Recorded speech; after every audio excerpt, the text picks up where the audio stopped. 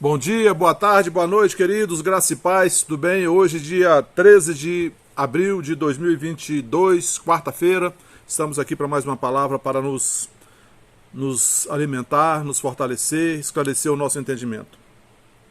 Quero agradecer a você que já está inscrito no canal. Se você ainda não está inscrito, peço, se inscreva, junte-se a nós, ajude o nosso canal a crescer. Não se esqueça de ao final você dar o seu like, também de compartilhar essa mensagem com seus queridos, e também se você tem alegria e liberdade no seu coração e deseja contribuir para a divulgação da Palavra de Deus por intermédio da Vida Plena Ministério Internacional, os dados da conta, a chave do Pix estão aqui na descrição do vídeo. Você pode enviar a sua contribuição, que será de grande valia para nós. Amém? Dito isso, vamos à palavra de hoje. Eu quero ler aquele texto de Hebreus 11, versículo 1, né, que é a definição de fé, que diz assim na versão revista e corrigida. Ora, a fé é o firme fundamento das coisas que se esperam, é a prova das coisas que se não veem. Tem a versão revista atualizada, também diz que fé é a certeza das coisas que se espera, a convicção de fatos que se não veem, né? Fé é certeza, fé é convicção. Ontem eu falei sobre que fé não é sentimento.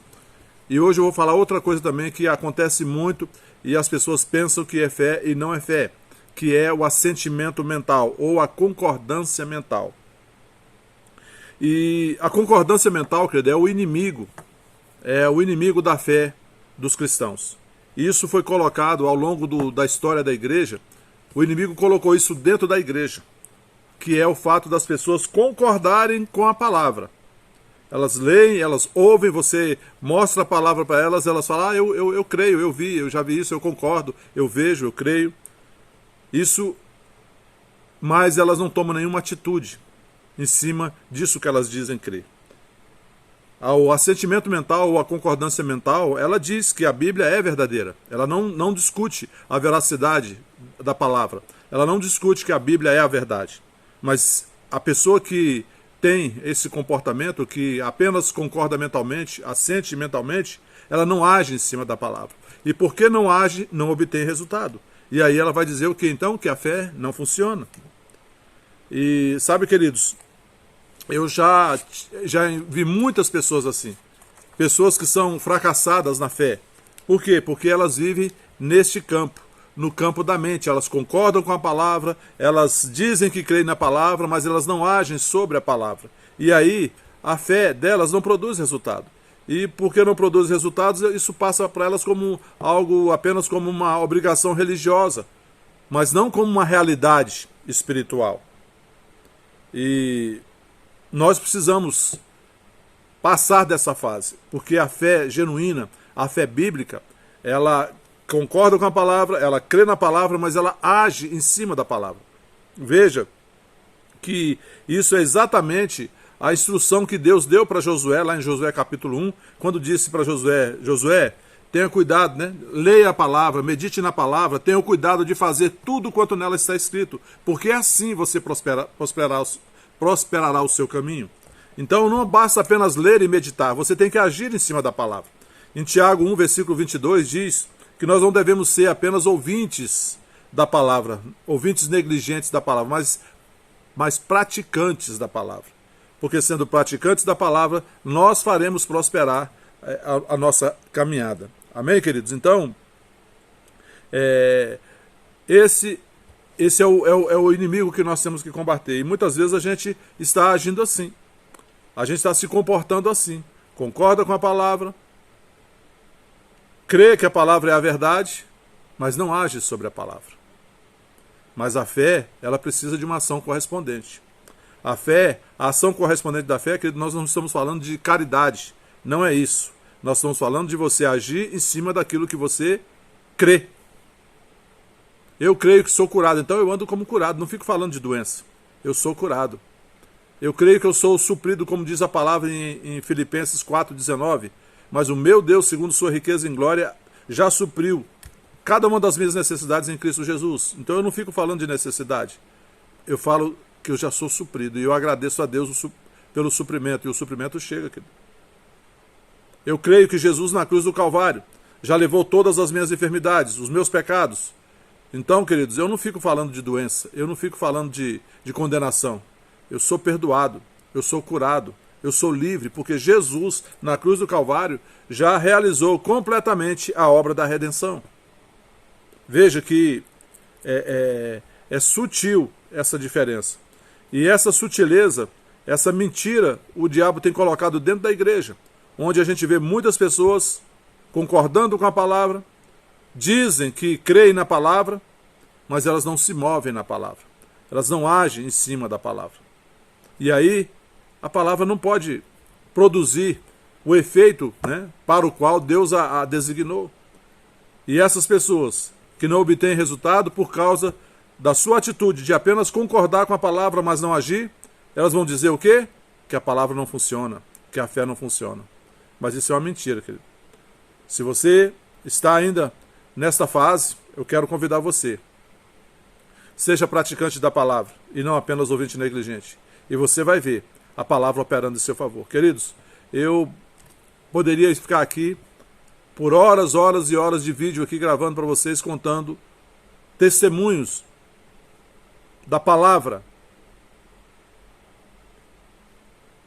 trazendo milagres na minha vida, porque eu resolvi crer. Eu decidi crer na palavra. Eu decidi agir em cima da palavra. E desde então, eu tenho experimentado milagres. Eu tenho experimentado milagres, sinais, maravilhas, coisas sobrenaturais.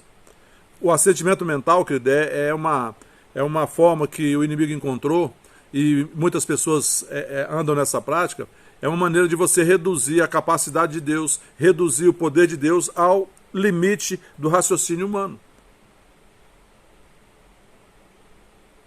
As pessoas querem raciocinar Deus na sua mente, querem calcular a capacidade de Deus, o poder de Deus, né, no seu entendimento, na altura do seu entendimento.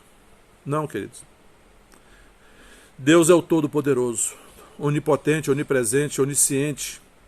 Deus é eterno. E a palavra de Deus, ela é eterna, imutável. Olha, para você ter ideia, a Bíblia já foi escrita, o primeiro livro da Bíblia foi escrito há mais de 3.500 anos. O Novo Testamento já tem aproximadamente 2.000 anos que foi escrito, né, porque foram escritos ali no primeiro século, no primeiro e no segundo século, o Novo Testamento. E essa palavra permanece viva e eficaz até hoje. E vai permanecer, querido, porque a palavra de Deus, ela é imutável. Ela é atemporal. Então, passa a geração, o conhecimento muda, a ciência muda, os pontos de vista humanos mudam, os entendimentos humanos mudam, mas a palavra de Deus, ela permanece a mesma. Porque a palavra e Deus são um só. Deus e sua palavra são um só. Deus não muda e a sua palavra não muda. Em Jeremias 1,12 diz que Deus vela pela sua palavra para cumprir.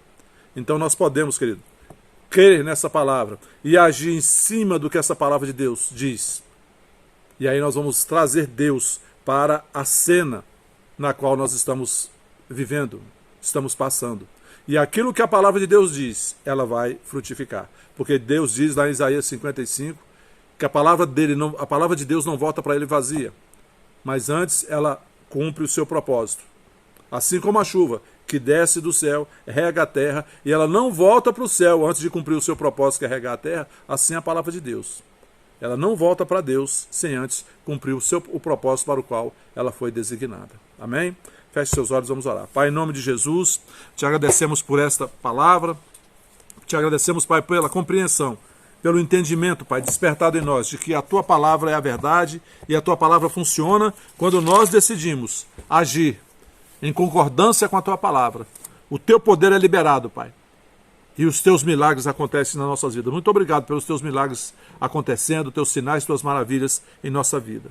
Senhor, eu oro e te agradeço em nome de Jesus. Pai, eu quero te agradecer pela cura completa da Gigliane e do seu esposo, do Fernando e do Sérgio Bandeira, do irmão Francisco Paulo, pai do Amauri, lá em Maracanaú, Pai, a recuperação completa dele.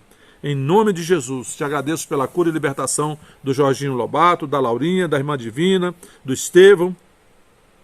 Te agradeço, Pai, pela cura completa, recuperação completa da Quinô, do Alcino, do Alceu e família.